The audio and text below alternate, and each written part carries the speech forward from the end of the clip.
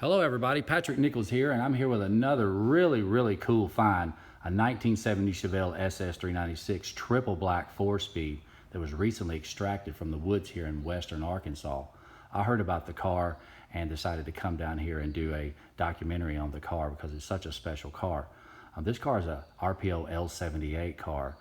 For those of you not familiar, we have been over this before, but I'll give you a quick rundown of how special that is. In 1970, 53,599 SS396 were produced. Only 2,144 of those were of the RPO L78 variety, the special high performance.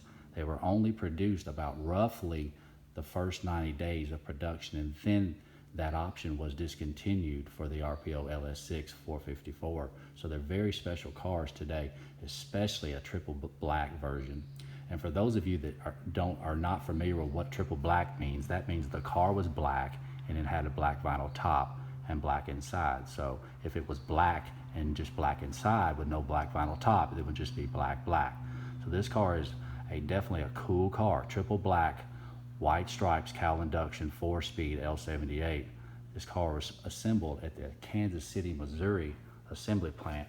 And one of the coolest traits about this car, once I do the total walk around video, is I'd like to explain to you is these squared off stripes, which most 70 Chevelle enthusiasts understand in the assembly manual, and the correct way for the assembly plant to have done this.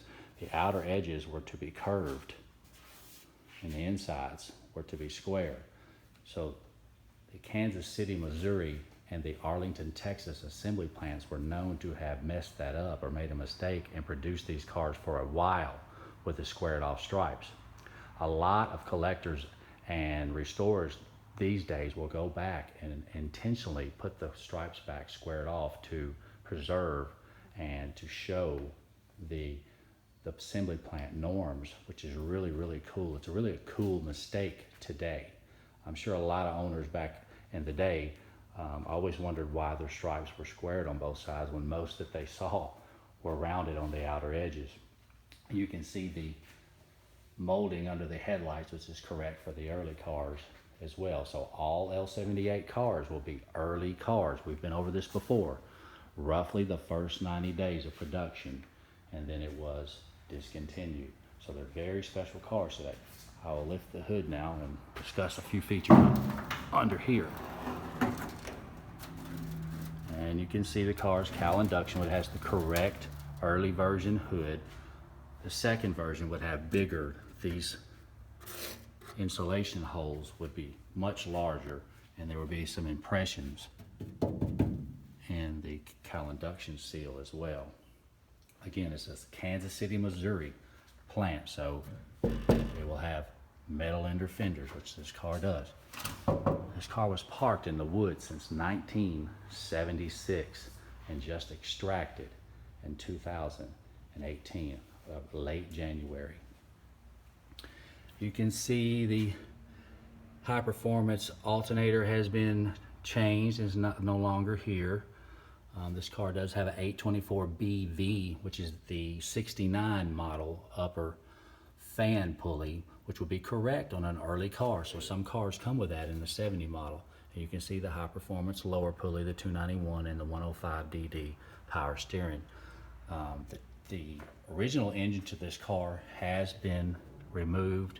I checked the stamp right on the engine pad, and it is not the correct engine, but it does retain the original 3-row BO code radiator, which is for L78 only, 4-speed, and that would be in box 46 of the build sheet.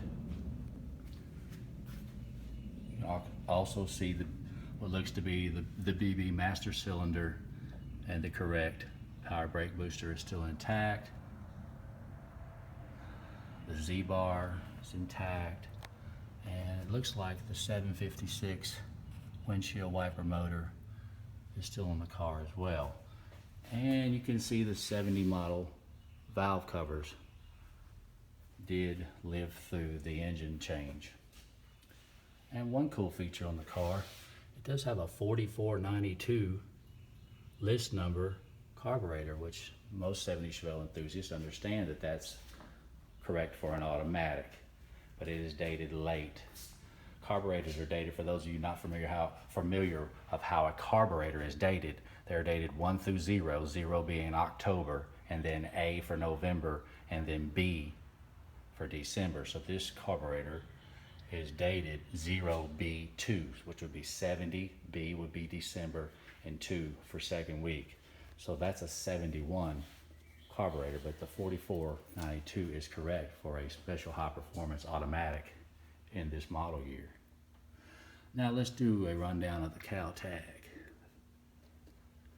Okay, 70 for 1970, 13637 for two-door hardtop, KAN for Kansas City, Missouri, and I believe that is 71369 is the body number, 756 for black bucket seat vinyl interior, 19 for tuxedo black, and B for black vinyl top upper, 10B for October second week, and 024921 is a data processing number for the Kansas City, Missouri plant, and the infamous L that most Chevelle enthusiasts agree was a designation for super sport equipment.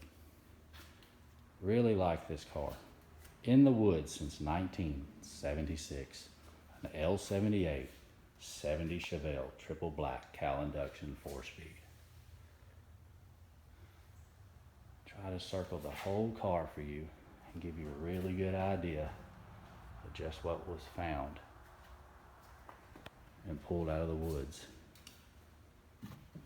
back in January, late January, almost February 1st. And you can see the special high performance tachometer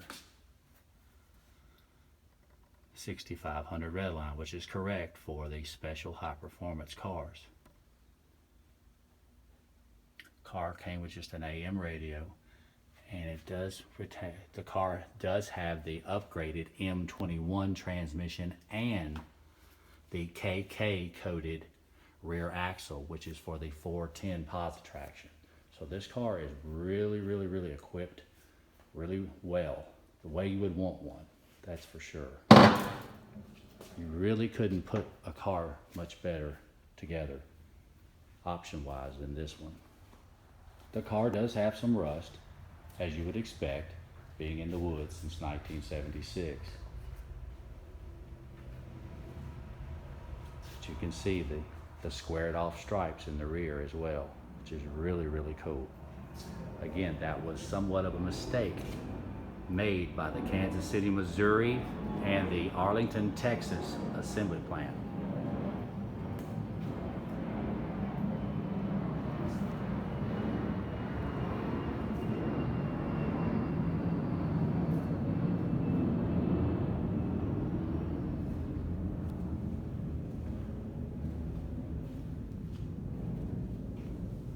And you can see the last time this car was licensed for the street, 1975, and parked in the woods in 1976. Get some shots on the passenger side.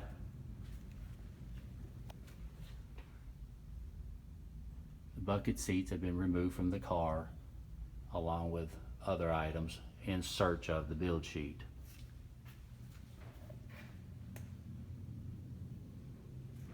I will lay down here for a second and show you the codes.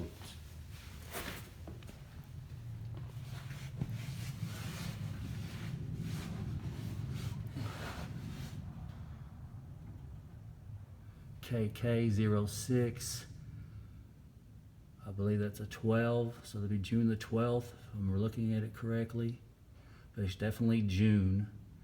This goes to show you these rear axles, they fell well behind sometimes of the build date of the car. So we have a June axle and an October car.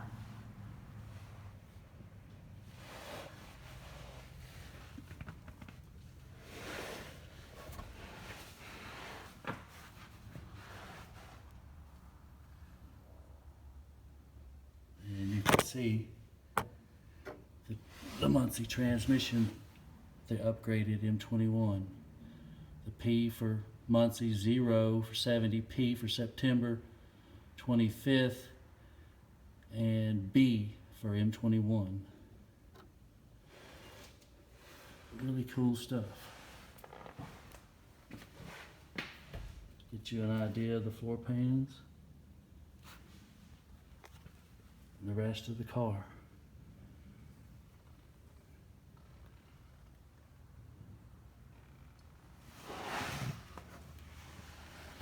The original wheels do appear to be gone. Only one Super Sport wheel is on this car, and it is not dated correctly for this car. So it appears that all 5 of the wheels are missing. Really, really cool car. Triple black, 1970 Chevelle SS 396 L78. Only 2,144 of these cars were built. I found one of these in a California storage lot. Some of my followers may be familiar with that. A couple years ago. This is the same car, other than this one's black. That one was silver. That one was built in Van Nuys. This one is built in Kansas City, Missouri. Triple black. I can tell you folks, it really doesn't get much better than this. A solid lifter, 70 Chevelle SS triple black, cowl induction, white striped car is one of the most sought after, coolest cars in the world.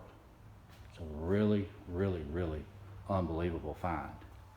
I know it's rusty and it needs work, but the pedigree of a car like this, I mean, the 70 Chevelle, most people agree, is one of the most popular muscle cars ever produced, if not the most popular. And in an epic color combination, and then a special high performance version, it really doesn't get much better than this. Parked in the woods since '76. Been in this building since about February 1st.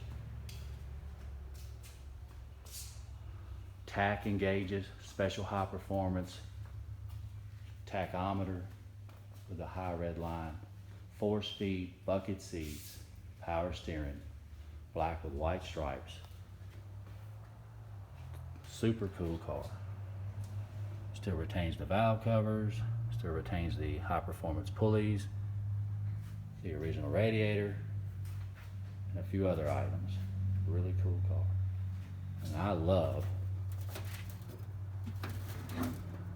the really cool Kansas City squared off stripes. I hope I've given you a good idea of just exactly what was extracted from the woods here in western Arkansas. I'm Patrick Glenn Nichols. You can follow me at Patrick Glenn Nichols Musclecar Barn Finds on Facebook and YouTube. I hope you enjoyed this video. More videos on the way. Thanks.